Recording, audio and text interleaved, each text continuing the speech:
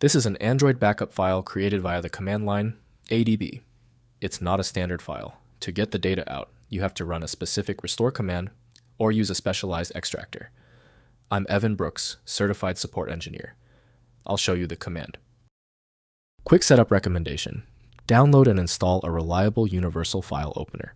It's the simplest way to check if your AB file is truly broken. I'll link the software below. The file header for AB explicitly specifies it belongs to the backup file hierarchy. It relies on the Android backup format for data composition.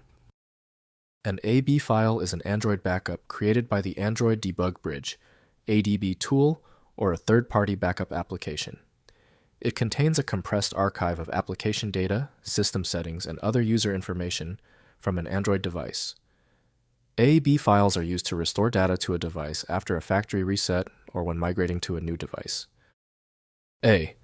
B files are typically created using the ADB backup command. The backup process can be configured to include or exclude specific applications and data. The file format is a compressed archive, often using a variant of the tar format, and may be encrypted to protect sensitive data. Restoration is performed using the ADB restore command. You will typically find Android Debug Bridge, developed by Google, associated with AB. Windows does not offer the necessary repair tools if the file header is damaged or malicious. Windows provides little visibility into backup archives, so specialized restore tools are needed to read their data.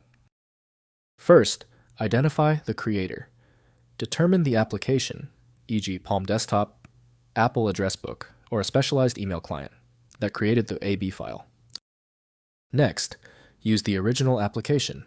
Launch the original application and use its file. Import function to load the address book data. Finally, convert to VCF CSV. Use a third-party tool to convert the file to a universal contact format like VCF or CSV. If you found this solution to be the most efficient one online, please like the video and subscribe. We solved that issue quickly.